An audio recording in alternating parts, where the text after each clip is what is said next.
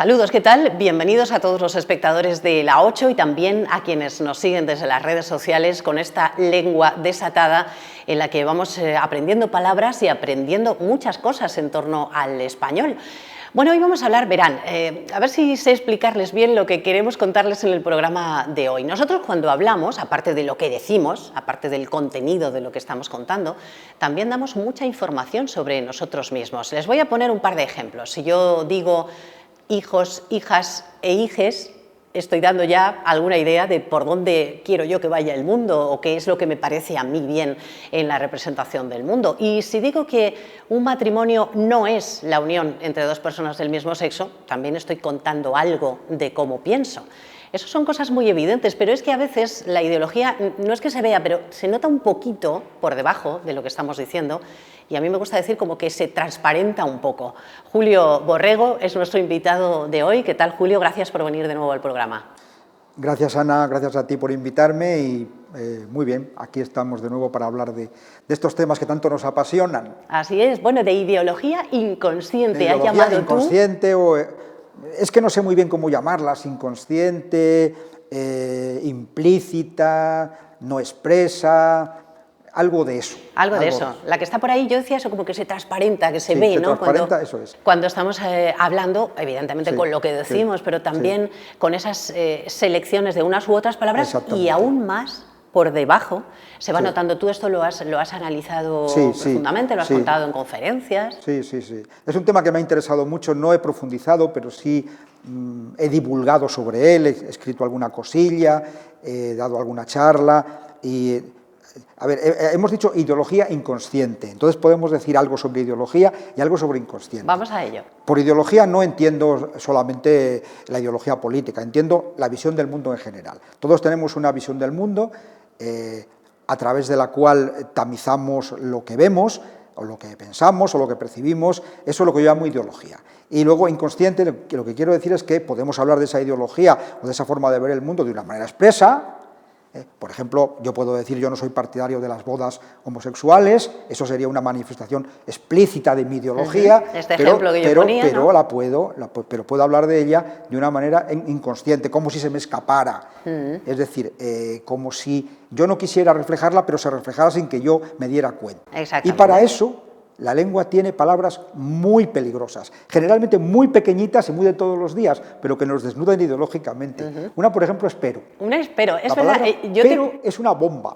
Te he pedido, Julio, es verdad, que hoy me trajeras sobre todo ejemplos de este tema que tú me habías propuesto, que me ha parecido precioso, y enseguida vamos a entrar en algunos de esos ejemplos, pero me encanta el primero que has traído. ¿Por qué pero es una bomba? Vamos a contar por qué. Tú imagínate que yo dijera, bueno, esto es una anécdota real, yo fui una vez a Estados Unidos y, invitado por un profesor de allí, estaba casado con una mujer de Valladolid y la mujer de Valladolid me dijo, tenemos una criada mexicana, pero es muy honrada. Madre mía. Ese pero revelaba de una manera inmediata y como una bomba todo lo que esa mujer pensaba de los mexicanos. Eso es un pero del que habitualmente decimos de yo no soy racista, pero, ¿no? Imagínate si yo dijera, esto se lo planteo a los alumnos a veces en clase, imaginaos que yo dijera, es mujer, pero es inteligente. Fíjate, el pero, cuántas cosas se encierran, ¿no? El pero, esa es una, y hay otra que es también para ser. Para ser filólogo... Es muy listo para ser filólogo. Fíjate lo que estoy diciendo con eso. A eso me refiero, a esa ideología que no queremos manifestar de una manera expresa, pero hay indicios a veces tan pequeños y tan cotidianos como un pero o un para ser que revelan exactamente lo que pensamos. Yo creo que ha quedado muy bien explicado. Si yo digo es español pero, lo que venga después indica qué pienso yo de los españoles. Es un experimento que también hago en clase. Completadme la siguiente frase, es inglés pero. Y normalmente lo que viene... Dependiendo de lo que yo diga detrás, ahí, claro, puedo decir, pero es simpático, y entonces ya sabes lo que pienso de los ingleses, pero es inteligente, pero es impuntual. Lo que yo diga después del pero revela mi visión del mundo o una buena parte de mi visión del mundo. Pues cuidadito con esas partículas. Cuidadito con los peros. Cuidado con esas partículas. Eso es un aspecto. Es uno de los muchos aspectos que vamos a tratar hoy, porque es verdad que luego hay una ideología subyacente que viene de mucho tiempo atrás y que está ahí ya fosilizada, dices tú, en algunas palabras. Pues, por ejemplo, aunque no seas creyente, los que están en casa que piensen, aunque no sean creyentes, la cantidad de palabras y expresiones que utilizamos que tienen a Dios como protagonista o a los santos, ¿no? Es increíble, sí. Vamos a ver, hemos hablado de la ideología individual, pero luego hay una ideología colectiva, una ideología social que se va sedimentando en el caudal léxico y lingüístico que manejamos todos. Entonces, son palabras que manejamos todos, que están ideológicamente marcadas, pero muchas veces ni nos damos cuenta, ni nos damos cuenta. No es como el pero y el para ser, que sí que los podemos manejar y controlar. Por ejemplo, efectivamente lo de la religión. El hecho de que hayamos tenido tantos siglos de formación católica hace que nuestra lengua esté totalmente empedrada de expresiones que tienen que ver con la religión.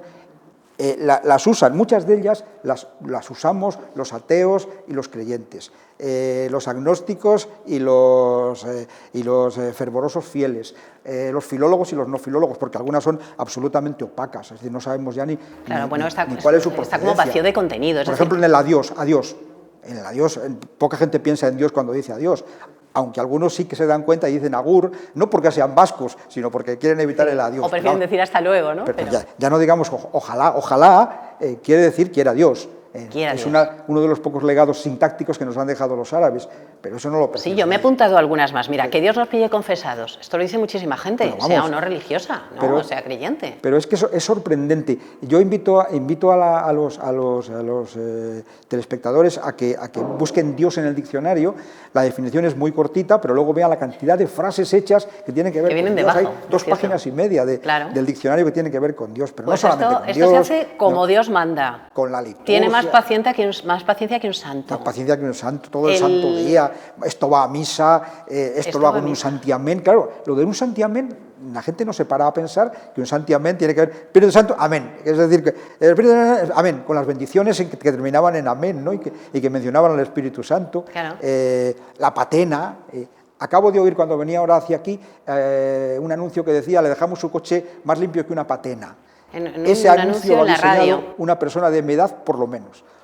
Seguramente, porque los jóvenes no creo que... Mis estudiantes no tienen ni idea de qué es la patena. Es posible que hayan oído decir limpio como la patena, pero no tienen ni idea de qué es la patena. Ajá. Entonces, hay muchas expresiones religiosas conscientes, cuyo significado somos capaces de descubrir, pero otras que usamos, de las que no tenemos ni idea, pero son de procedencia religiosa. Bueno, Estás hecho un Adán, por ejemplo, es otra. Es verdad. El diluvio, diluviar, está diluviando. Eso viene de la Biblia. O sea que fíjate nos demos cuenta cómo está la religión ahí, como no. un pozo en esa ideología colectiva. Efectivamente. Los toros están en el español por todos los lados, ¿no? Efectivamente. Yo, por ejemplo, pues no soy un ferviente taurino, ni mucho menos, y también las uso, pero es que hay muchas también. Yo también, ver los toros desde la hay barrera, que lidiar con esto. Hay que lidiar con eso, esto tiene un pase, ver los toros desde la barrera, estoy para el arrastre, le dio la puntilla, le hizo un quite. O sea, hay montones de expresiones que tienen que ver con los toros y que usamos los taurinos y los no taurinos. Exactamente. Coger el toro por los cuernos, no sé si lo has mencionado, pero eso también se utiliza un montón todavía. Coger el toro por los cuernos. Coger el toro por los cuernos. Una cosa muy común. Vamos, sí, o sea, que los toros están ahí. Oye, y el fútbol también está muy presente. El fútbol, en el sí, menos porque es una cosa más moderna, menos tradicional, pero también, sí. Hay una anécdota que contabas tú en una conferencia tuya, a propósito de la palabra novena, que los mayores pensaban en una novena a la Virgen, pero resulta que hay gente que la novena dice, chavales de 20, ¿de qué me estás hablando, no? Sí. Y que la relacionan con el fútbol. Claro, con la novena del Real, es que lo presencié yo en un viaje que hice a Asturias. Había en una puerta de una iglesia un cartel que decía novena a la Virgen, no sé, y se acercaron allí unos adolescentes y comentaron: mira, van a celebrar la novena del Real Madrid. La novena Copa de Europa del Real Madrid. Novena, no tenían ni idea de que era una novena, pensaban que era la novena Copa de Europa del Real Madrid. ¿Cómo va cambiando esa ideología colectiva? No me extraña. ¿no? Pero bueno, me pillas fuera de juego, por ejemplo, lo decimos un montón. Un montón, sí. Y hubo un tiempo en que estuvo de moda, yo creo que eso ya ha pasado, pero estuvo de moda casarse de penalti, por ejemplo. Ah, sí, claro. Estuvo muy, eso ya pasó, moda, pero muy de moda eso. es cierto que antes era muy común. Sí.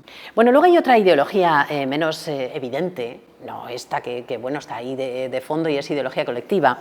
Y que se puede ver, por ejemplo, pues en los medios de comunicación, en los periódicos, en las narraciones periodísticas y en todas partes, que está ahí debajo, ¿no? Por ejemplo, el sexismo, del que hemos hablado en otros programas, también se puede transparentar, también, aunque no sea obvio, porque hay sexismo muy obvio, pero hay otras veces que en una narración, por ejemplo, pues se cuenta cómo van vestidas las ministras, pero no se dice nada de la corbata de los ministros, por ejemplo, ¿no? Eso es un sexismo encubierto, una ideología que está ahí subyacente, ¿no? Sí, tiene también las dos versiones, tiene la versión individual que tú manejas y la versión colectiva que se ha ido depositando en el caudal de la lengua y que manejamos todos sin darnos cuenta. Por ejemplo, sí, efectivamente en el aspecto individual, pues tú eres libre de hablar del atuendo de la ministra o no, que por cierto es una cosa que se pensaba que estaba superada, pero creo que hace 2 semanas en el diario El País se quejaban los lectores al defensor del lector de que todavía se seguía haciendo eso.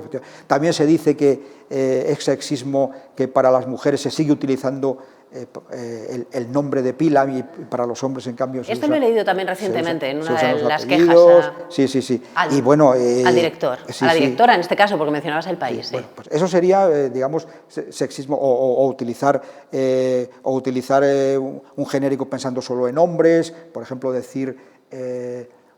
se use o no se use el masculino genérico, da igual, aunque no se use el masculino genérico, si tú dices hay que tener cuidado porque si te descuidas puede peligrar tu integridad y la de tu esposa, es que estás pensando solo en hombres cuando hablas de eso, ¿no? Bueno, entonces, aparte de esto, que son usos individuales, hay cosas que han fraguado en la lengua de tipo colectivo y que ya se están... digamos, corrigiendo, como es el hecho de que muchísimas palabras tuvieran un femenino y su pareja masculina tuviera un significado digno y en cambio el correspondiente femenino tuviera un significado degradante, generalmente prostituta. Por ejemplo, zorro y zorra, ¿no? Por ejemplo, zorro y zorra. Zorro era un hombre astuto, zorra prostituta, hombre de la calle es el hombre común, mujer de la calle prostituta, cortesano era el miembro de la corte, cortesana prostituta. Curiosamente, además, todo va al mismo sitio, ¿no? Bueno, eso es una ideología depositada en la lengua común que se puede corregir, pero que ha ido dejando ahí el pozo a lo largo de los siglos. O el hecho de que, de esto ya habíamos hablado otro día, el hecho de que haya profesiones que todavía se resisten a recibir la A de femenino, porque tradicionalmente no las han desempeñado mujeres. Ya no nos sonaba muy mal al principio lo de ministra y lo de concejala, ahora ya no suena bien, porque o lo de jueza, pero nos sigue sonando muy mal lo de caba, lo de sargenta o lo de tenienta, ¿no? Bueno, pues porque todavía hay pocas mujeres que sean cabos o que sean tenientes o que sean sargentos. Hay veces que suena extraño, por ejemplo, esto, soldada y soldado, o por ejemplo música, ¿no? Hay muchas mujeres que se dedican a la música que dicen soy músico, no les suena bien, soy música, ¿no? Eso es a veces porque confluye con otra que significa una cosa distinta, por ejemplo, en el caso de música, o también porque confluye con otra que ha estado peyorativamente marcada. Por ejemplo, sargenta, hasta hace poco significaba mujer mandona, entonces como confluye con esa, pues puede ser una razón para que se evite. Digamos que cada palabra tiene su historia, pero lo que quiero mostrar es que también en ese aspecto en la lengua ha ido quedando un pozo y que muchas veces se puede corregir y otras veces no lo podemos corregir porque no lo percibimos.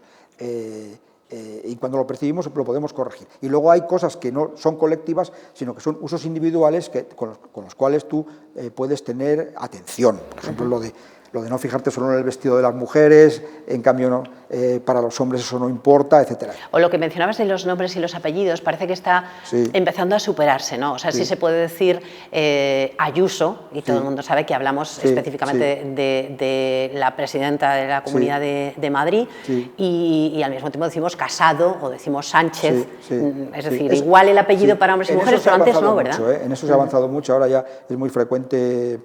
Antes era casi inusitado que una mujer apareciera solo por el apellido, aparecía también el nombre o aparecía el artículo, la Calas o la Caballé, ¿no? ahora no, ahora es bastante normal. Se ponía primero el la. Bueno, ahí hay una ideología subyacente, como decimos, sí. Que en este caso pues tiene que ver con el sexismo que hemos tratado en otros programas. Sí. Y luego hay otro lugar donde la ideología está muy presente, que son los diccionarios, Julio. Y tú, como experto en la materia, pues nos puedes contar de qué manera está la ideología presente. Pues por un lado, por qué palabras entran y cuáles no. Ahí ya se ve la ideología. Sí, los diccionarios son una mina para estudiar esto, una mina. Entonces, en los diccionarios hay dos componentes muy importantes que hay que tener muy en cuenta y que la gente confunde. Vamos a ver, hay palabras ideológicamente marcadas en los diccionarios que tienen que estar porque se usan así. Se usan así. Es decir, hay palabras que la gente dice que deben desaparecer del diccionario porque están ideológicamente marcadas y son despectivas. Por ejemplo, no sé, se me ocurre trapacero, gitano por trapacero, que es una de las que se ha dicho que debe quitarse. Gitano, una de las acepciones es trapacero, tramposo. Vamos a ver, eso está ahí mientras la gente lo diga. Si la gente lo dice con ese significado, debe estar ahí. Otra cosa es que se ponga una marca que diga, ojo, que si usted usa eso, puede ofender, que es lo que hace ahora el diccionario, pone eso. Pero si una persona utiliza, o judiada, que es otra, que se quiere quitar judiada porque alude a los judíos de una manera peyorativa. Pero ¿lo dice la gente o no? Esa es la pregunta. ¿Lo dice la gente? Bueno, pues entonces usted tiene que recogerlo, aunque ponga, ojo, que con esto a lo mejor ofende. Bien, ese es un aspecto. Luego hay otro aspecto que depende de los redactores del diccionario. Es decir, a veces los redactores del diccionario dejan ver su ideología, que no está en la palabra, está en quien la redacta. En cómo redacta porque es hombre, porque es conservador. Bueno, pues, y por ejemplo, esto se ve, por ejemplo, en qué tipo de palabras entran en el diccionario. Si tú, por ejemplo, no metes, como ocurría hasta hace poco, palabras malsonantes como joder o follar y follar entraron en el diccionario a finales del siglo XX. Claro, o sea, tú dices, del siglo XX. Cuando has contado esto en alguna conferencia, que todo lo que tiene que ver con cuestiones fisiológicas o con sexo entró más tarde. Claro, eso es. Entonces, en la selección de las palabras sí hay ideología evitable, que se debe corregir. O sea, si hay una palabra que pertenece a la lengua, sea malsonante, la diga quien la diga, tú la debes recoger. La debes recoger. Y si es incorrecta, la marcas como incorrecta. Y si es malsonante, la marcas como malsonante, pero la recoges. Claro, se pone en el diccionario que es malsonante o vulgar, ¿no? Entonces, la selección de las palabras está ideológicamente marcada. Y ahí los redactores del diccionario tienen que tener cuidado. Y luego, lógicamente, otra de las maneras en que se puede transparentar la ideología del redactor es en la definición. ¿Cómo defines? ¿Cómo defines? Entonces, en esto hay muchas anécdotas. Por ejemplo, hay palabras generales que se llaman hiperónimos. Por ejemplo, animal es hiperónimo de perro, ¿no? Entonces, ¿en qué hiperónimo escojas tú para definir algo? Revelas tu ideología. Por ejemplo, castidad. Castidad. No es lo mismo empezar diciendo virtud que consiste en tal, que por cierto es lo que dice el diccionario actualmente, virtud que consiste... Hoy día se sigue considerando como virtud, ¿no? Sí, el diccionario la considera como virtud. Virtud que consiste tal, o que digas vicio que consiste en tal, o que digas aberración que consiste en tal, o que digas manía que consiste... dependiendo de qué hiperónimo, de qué palabra genérica empiece la definición, lógicamente la ideología del que lo redacta es completamente distinta. O político. ¿Cómo definimos político? No es lo mismo decir persona que se dedica a la política que individuo que se dedica a la política, mangante que se dedica a la política, sí, aprovechado que se dedica a la política. Has dicho individuo, qué curioso, es una palabra que así a priori no parece que sea ofensiva y sin embargo... individuo, ¿no? Individuo, claro, sí. Y no es lo mismo persona que se dedica a la política que individuo que se dedica a la política. Entonces, con respecto a las definiciones, hay verdaderas joyas. Vamos, yo como hoy me he traído chuletas porque sabía que me ibas a preguntar algo de esto. Sí, porque quería preguntarte algunos ejemplos de este tipo. Por cierto, había un ejemplo en una de tus conferencias que hablabas de las natillas. Las natillas, ¿qué les pasa? Incluso en una cosa tan... tengo por aquí la definición de natilla. Porque estamos hablando de cosas muy serias, así de definiciones muy rotundas. Donde se revelaba la visión del mundo. De cómo le gustaban las natillas al redactor. Efectivamente. Básicamente, ¿no? No sé si la tienes a mano, pero... Sí, por aquí. Si no recuerdo mal, en una de esas definiciones... Decía... se definía así, en el año 1970, en el diccionario de la Academia del 70, se decía plato de dulce que se obtiene mezclando yemas de huevos, leche y azúcar y haciendo cocer este compuesto hasta que tome consistencia. Suele componerse además de harina y almidón.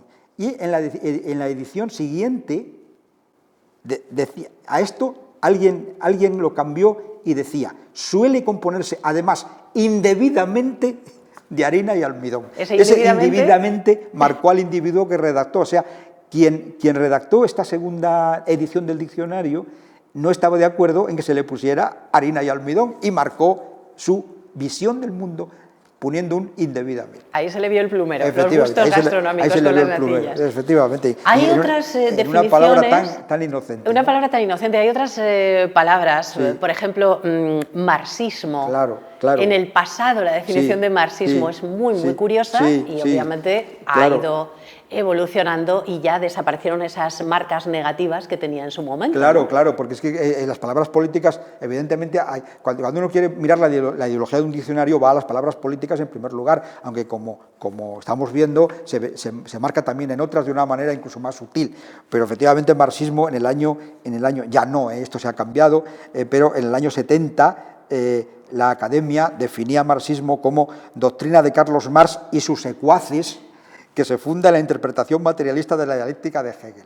Fíjate, y sus secuaces, ¿no? Eso fue en el año 70. Sí, en el año 70. O protestante que sigue el luteranismo o cualquiera de sus sectas. Y la tercera acepción, perteneciente a estos sectarios. Fíjate. Entonces, bueno, la palabra comunismo también ha tenido mucha evolución y ahora que ha estado tan de moda lo del comunismo y libertad, la libertad también tiene algunos flecos, ¿no? Por supuesto, sí. Libertad se definía una de las acepciones de libertad en el año 70, en el año 2001 era desenfrenada contravención de las leyes y buenas costumbres. Todavía en el 2001. Es posible que a veces libertad se use en este sentido, pero llama un poco la atención que desenfrenada contravención de las leyes y buenas costumbres. Bueno, los padres decían aquello de la libertad y el libertinaje. ¿No? Entonces, eso tiene más sentido de libertinaje. Creo que aquí se está definiendo más bien el libertinaje. Entonces sí, la ideología, pero ya digo, no se percibe solamente en palabras políticamente marcadas o ideológicamente marcadas como estas, sino que se percibe en algo tan inocente como las natillas y desde luego en las palabras que tienen que ver de nuevo con mujeres y hombres. Yo siempre contaba a modo de anécdota muy divertida la antigua definición de incasable. Incasable está en el diccionario. Decía, en el año 70,